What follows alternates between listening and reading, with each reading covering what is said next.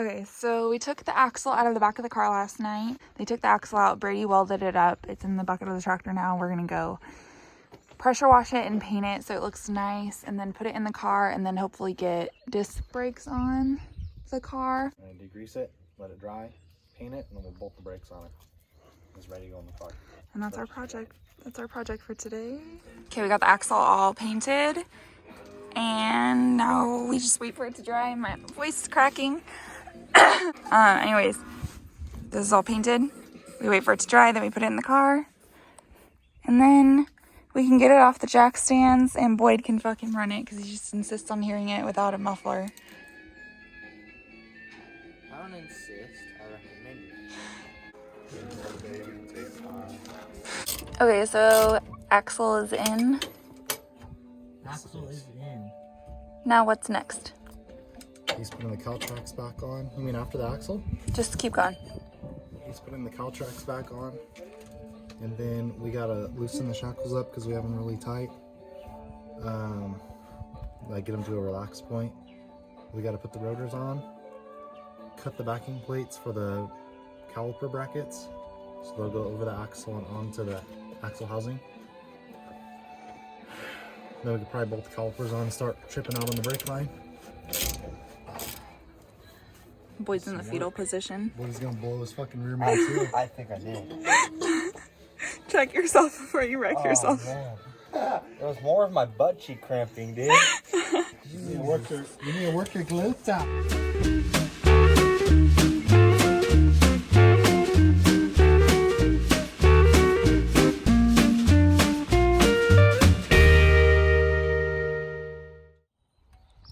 Alright, so they're trying to yank the motor out.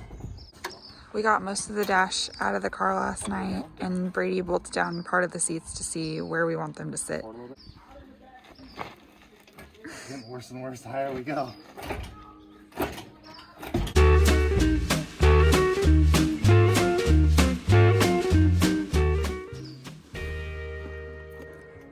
Okay, so when we got this car, which it's only been like, what, a week, 2 weeks that we've had it? 2 weeks, yeah. It has this turbo 350 transmission and a small block. Hey, it's only been a week, huh? Hell, we haven't had it for 2 weeks and not much done, right? I don't know. Well, yeah, because last weekend we painted your car. Oh, true. So how's it been, sweet?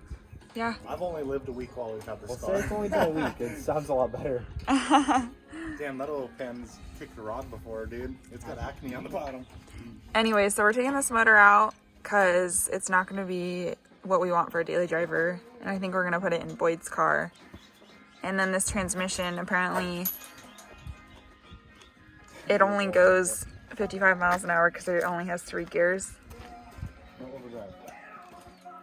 So that also won't work, especially because we live in California.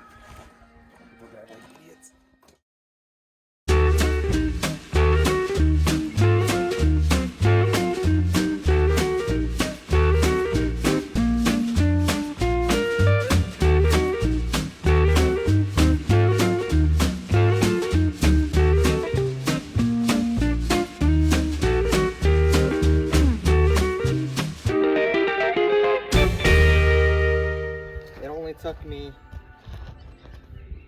what, like 2 hours? Probably 3 hours after like this morning. Oh, to take all the ignition and everything off? Everything off. Yeah. Oh, because you were working on it last night too? And it would have been really fast. Like, you could have got it all undone in 15 minutes if we had wired it, but they Chinese wired this thing. Dude, that was miserable. It was bad. Look at all the wiring. If they wired a bomb like that, they'd be dead as fuck. Dude. Probably wouldn't ignite, dude. That fucker wouldn't ignite. Look at all the wiring. No, that looks Oh. good. That's part of it. No, that There's looks a little good. pile That was just the ignition wire. right here. Motor bay, dude. And the spark plug wires make it look better too. No, Yeah. it's pretty bad. Like the car, what was it yesterday? The fuel pump wouldn't come on, so Boyd wiggled some wires in the firewall and they came on. I was like, oh, that's nice. Good thing we weren't racing it. Okay, we're out here ridiculously late tonight, working on the Omega because Brady just had this wild hair up his ass to come out here No. and get a random thing done. I have to get something done every night or I don't sleep. Oh, well, I guess that's fair.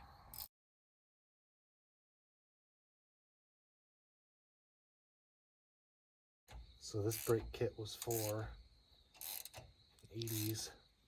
Camaro. Yeah, what was that? 4th gen? The ugly ones.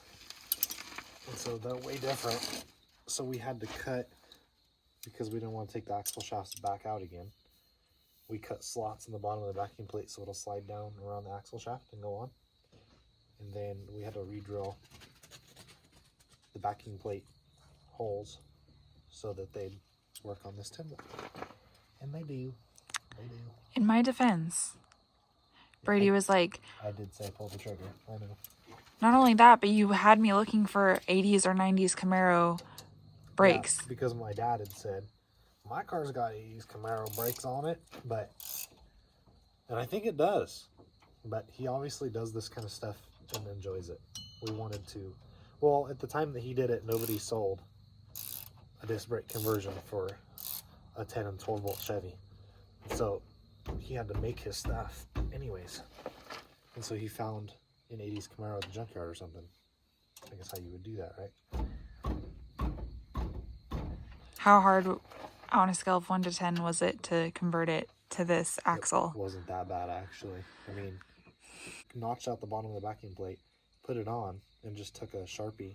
I put the backing plate where I wanted it, took a Sharpie through the back, and marked it. The leaf spring got in the way of one, but I kind of guessed it. Came out good. Really? Lots of experience guessing. What we got done in 2 nights. Because we were also stripping the paint off the grill for my car. Oh, I was. Boda's doing this. I thought you were going to say Boda was doing nothing. No, Boda's painting this. It's cold as balls out here. Yeah, I don't know why. I think it just feels cold because it's been so hot. I think it just dropped like 10 degrees in the last like 2 seconds. No doubt. What's that time of the night anyways? Yeah. Dad was saying that because the RS, SS Camaros and stuff came with 4 piston calipers instead of just a dual, single style. This one's just single piston. So these are like the junk lesser than brakes, Yeah.